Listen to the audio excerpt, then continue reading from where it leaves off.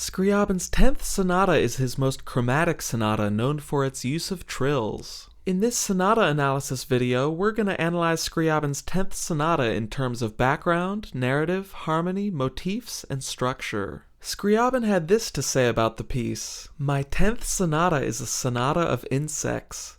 Insects are born from the sun. They are the sun's kisses." The wiggly chromaticism throughout the work fits this description, yet the piece feels a bit too profound to be about insects to me. Others have said that Sonata 10 is one of the best examples of a divinity-themed piece by Scriabin. This interpretation seems most fitting to me, as the markings in the score make reference to vibrant light. The source cited below specifically thinks that the intense trills throughout the work are meant to depict light. The harmony is a bit difficult to analyze due to the frequent use of chromatic non-chord tones, but overall the harmony is more consonant than the rest of his late-era sonatas. While some harmony involves the mystic chord, there's also a lot of sets that are subsets of the major scale that don't belong to the mystic set, such as the isolated F major 7-9 chords. The piece begins with a primary motif.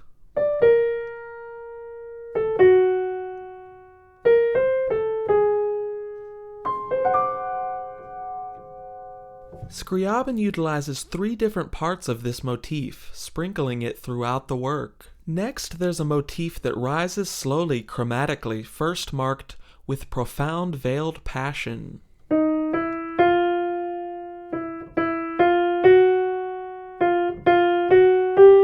This motif is later used to build up to both of the climaxes that occur later on. The primary motif repeats again and then introduces the motif marked vibrant light.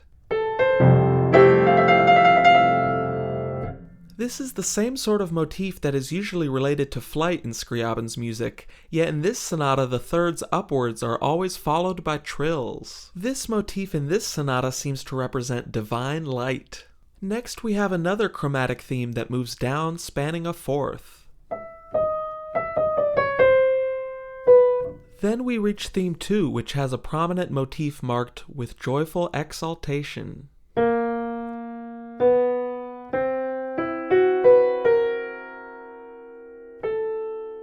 We could say that the second half of that motif finishes with... I marked these notes as another motif because they match the opening intervals of a less prominent motif in theme 2.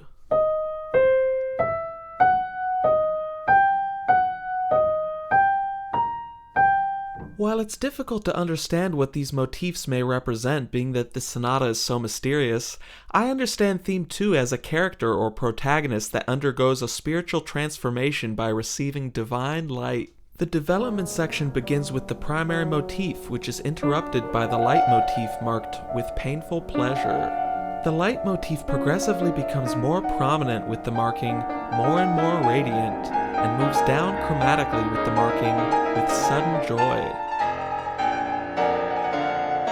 I love this simplification of the chromatic theme marked murmur.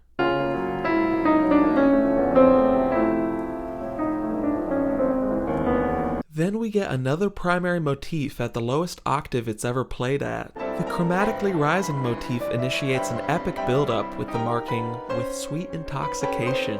The rising motif grows in intensity, combining with the light motif and the primary motif till we reach a climax marked powerful, radiant. The climax features the theme 2 motif along with furious trills from the light motif.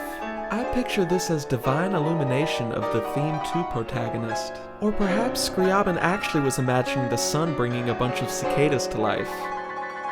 The climax calms down with the familiar F major 7-9 chords grounding us in the starting key center for the recap. Theme 1 in the recap is brief and varied from the original. Theme 2 in the recap almost constantly has leitmotif trills going on in the background, suggesting a transformation has occurred for theme 2. If I was remaking the video of the score with highlighted themes, I would put the coda at measure 294, where there's another build-up after theme 2 is finished. It's a lot like the previous build-up, though this second climax is more sparse and less intense, marked quivering, winged.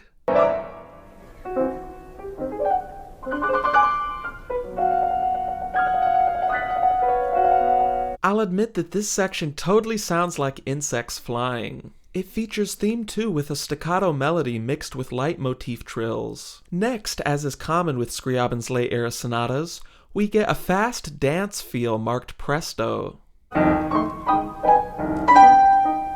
Then we suddenly have a low-energy section marked with sweet languor slowly dying away, reminiscent of the beginning of the piece. The piece ends with a final iteration of the primary motif, ending with 4/1 plagal cadence bass movement, which is traditionally associated with religious music.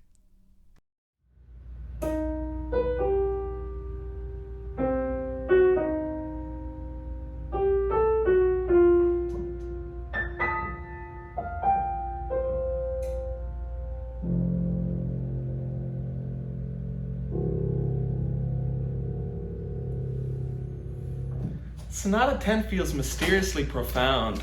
Scriabin's mastery of chromaticism allows him to create wiggly motifs that are elusive in character. It's one of his most incomprehensible sonatas, and yet contains a lot of consonant harmony and a relatively straightforward structure. I encourage you now to listen to the piece with the score with highlighted themes, and watch my series on Scriabin's atonality. Please join the Discord, check out my website, like, comment, subscribe, and consider donating.